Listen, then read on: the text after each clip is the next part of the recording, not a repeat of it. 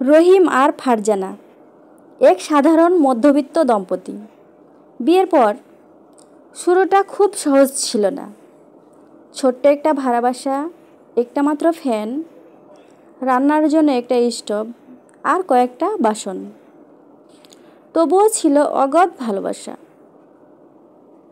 ফারজানা প্রতিদিন স্নেহ ভরে রহিমের জন্য দুপুরের খাবার গুছিয়ে দিত।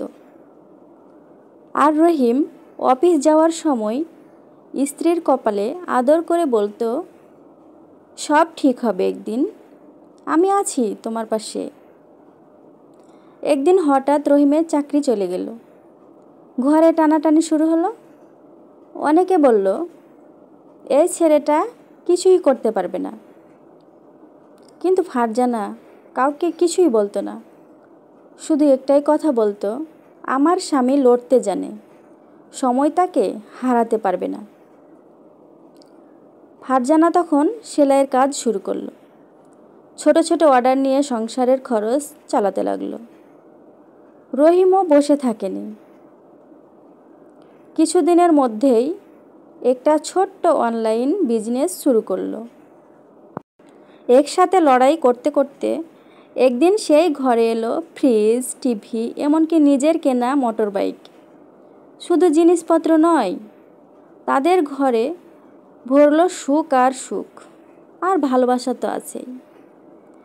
একদিন রাতে ছাদের উপর বসে ফারজানা রহিমকে জিজ্ঞেস করলো, আচ্ছা, তুমি যদি হেরে যেতে, আমি তখন কি তোমার পাশে থাকতাম মনে করো?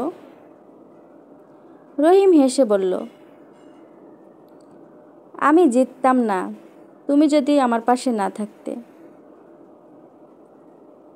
এখানেই আমার গল্প শেষ হলো। সুখের সংসার গড়ে ওঠে ধন সম্পদে নয়, বিশ্বাস, ভালোবাসা আর একে অপরকে ধরে রাখার মানসিকতাই। তাহলে কি বুঝলেন? বিশ্বাস আর ভালোবাসাটাই আসল। তো আমার গল্পটি কেমন লাগলো তা অবশ্যই আমার কমেন্ট বক্সে জানাবেন। আর এই তো আমার সেলাইয়ের কাজ চলছে। আমার সেলাইয়ের কাজটাও কেমন হয়েছে জানাবেন। আমি এই সেলাইয়ের কাজটা কিন্তু আমার একটা জামাতে করেছিলাম অনেক দিন আগে, আমার বিয়ের আগে মনে হয়, হয়তো মনে পড়ছে না ঠিক। তো আমি এরকম একটা করেছিলাম সাদা জামাতে খয়েরি কালারের সুতো দিয়ে। অনেক সুন্দর লাগতো জামাটা, তাই ভাবলাম সেলাইটা করি। তো আপনাদের কি ভালো লেগেছে?